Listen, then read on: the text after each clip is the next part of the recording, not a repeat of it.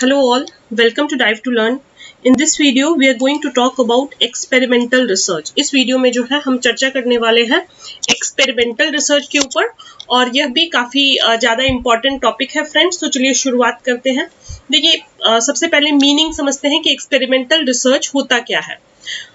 इससे वीडियो को स्टार्ट करने से पहले, चूंकि यह बिल्कुल ही न्यू चैनल है डाइव टू लर्न का, तो आपने अब तक इसको सब्सक्राइब नहीं किया है तो सब्सक्राइब जरूर कर ले और साथ ही साथ बेल आइकन को प्रेस कर ले ताकि ऐसे वीडियोस की नोटिफिकेशन आपको मिलती रहे। और भी किस टॉपिक्स पे आपको वीडियो चाहिए आप कमेंट बॉक्स के माध्यम से हमें जरूर बताएं ताकि हम ज़्यादा से ज़्यादा ऐसे वीडियोस आपके लिए ला सकें। चलिए शुरुआत करते हैं। एक्सपेरिमेंटल रिसर्च होता क्या है। एक्सपेरिमेंटल रिसर्च जो है मेनली कहाँ पर यूज होता है। साइंस, जैसे कि science subjects physics, chemistry, biology इत्यादि में जो है आपको एक्सपेरिमेंटल रिसर्च ज़्यादा देखने को मिलेगा। सिंपल भाषा में समझिए, देखिए एक्सपेरिमेंटल रिसर्च में कम से कम दो वेरिएबल होगा, जिनमें से एक जो है इंडिपेंडेंट वेरिएबल है और दूसरा जो होता है डिपेंडेंट वेरिएबल है। इसको एक एग्जांपल से समझते हैं। देखिए मान लीजिए मैं आपको जो है टीच कर रही हूँ, तो अगर मैं बहुत ही अच्छा पढ़ाती हूँ तो आपको चीजें जो है जल्दी समझ में आ जाएंगी।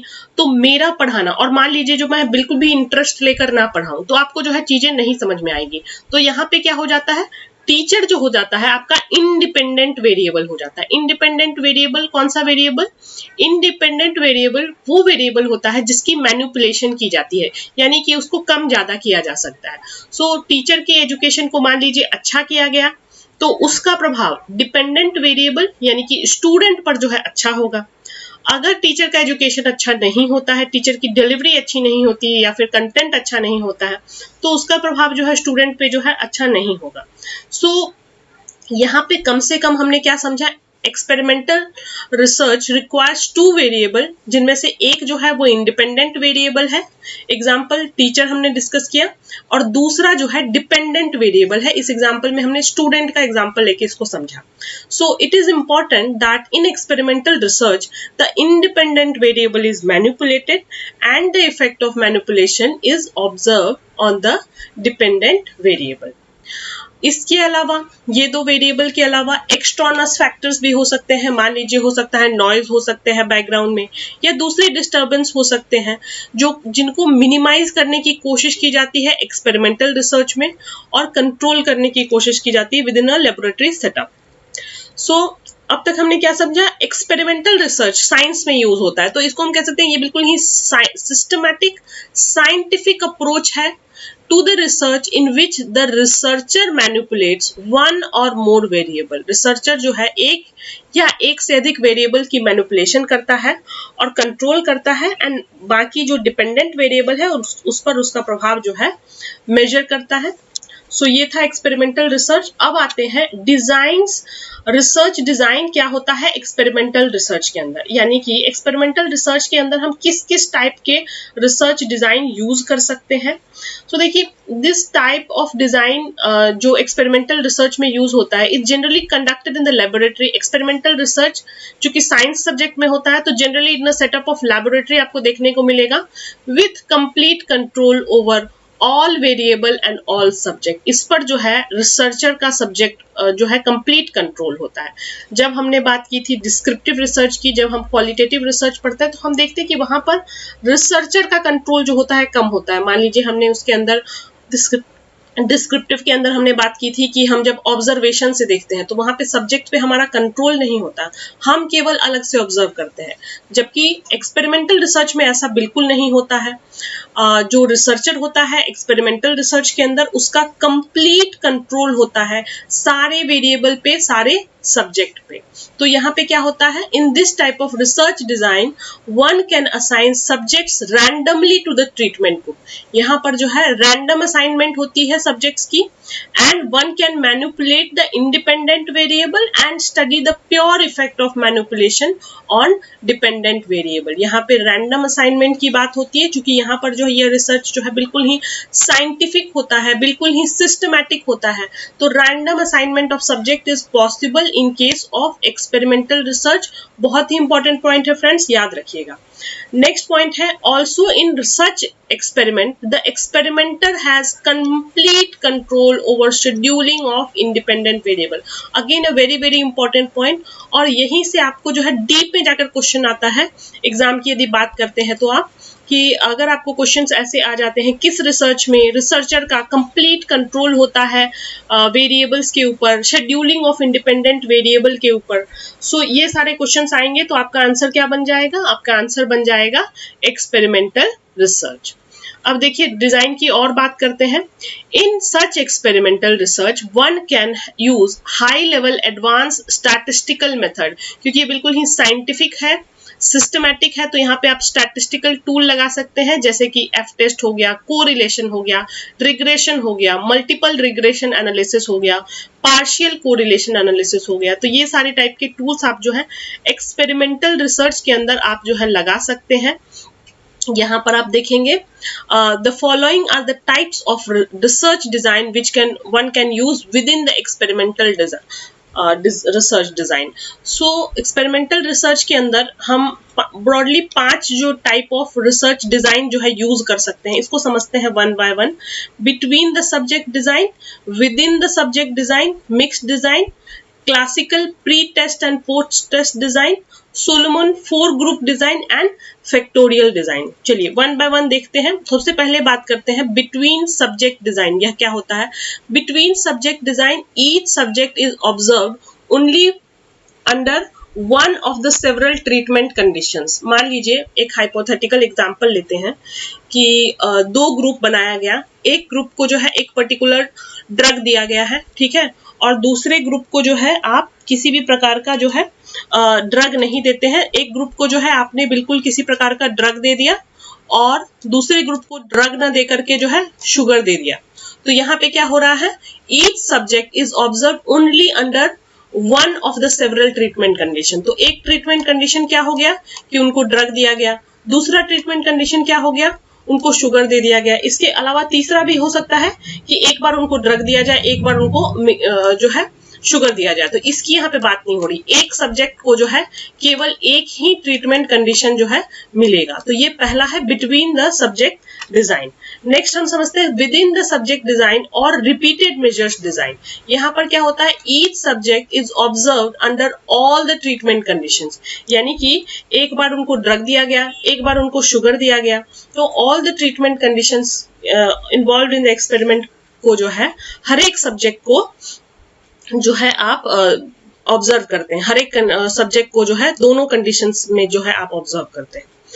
तीसरा है मिक्सचर। इसमें समझाने जैसा कुछ नहीं है। यहाँ पे आपको some factors are involved from between the subjects and some are from within the subjects। अलग अलग आपको दोनों का मिश्रण यहाँ पर देखने को मिलेगा। अब नेक्स्ट क्या है? Classical pre test post test. इसको समझिए। The total population of participants is randomly divided into samples. And the experimental sample only the experimental sample is exposed to the manipulated variable।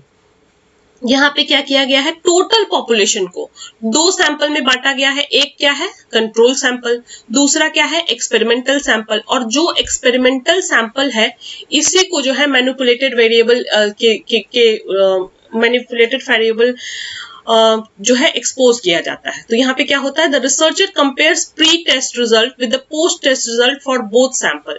यानी कि एक जो है कंट्रोल सैंपल है और दूसरा क्या है? आपका एक्सपेरिमेंटल सैंपल है। इन दोनों को कंपेयर किया जाता है प्री टेस्ट रिजल्ट और पोस्ट टेस्ट रिजल्ट में, और इन दोनों में कोई भी अगर डाइवर्जेंस होता है result between the two is assume to be the result of experiment. यानी कि मान लीजिए अगर एक्सपेरिमेंटल ग्रुप पे जो है कुछ इफेक्ट दिखा, या हो सकता है दूसरा केस क्या, एक्सपेरिमेंटल ग्रुप पे जो है कोई इफेक्ट नहीं दिखा, तो यह अगर दिखा या नहीं दिखा इसको क्या माना जाता है?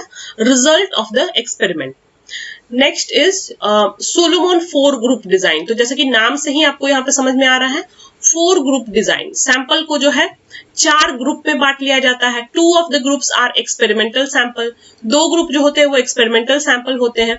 2 ग्रुप यानी कि एक्सपीरियंस करते हैं या और 2 ग्रुप जो होते हैं नॉन एक्सपेरिमेंटल सैंपल्स जो होते हैं। 2 groups receive a pre test, 2 group को जो है प्री टेस्ट मिलता है, पोस्ट टेस्ट मिलता है, और 2 ग्रुप को केवल जो है पोस्ट टेस्ट मिलता है। So this is an improvement over classical design because it controls for the effect of pre test.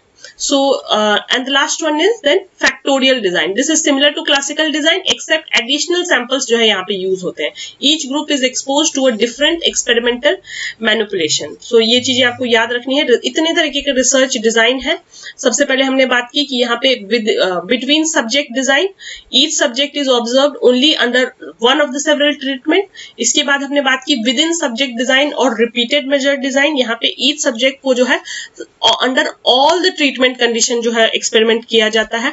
Mix design, यहाँ पे some factors are involve between the subject and some are from within the subjects.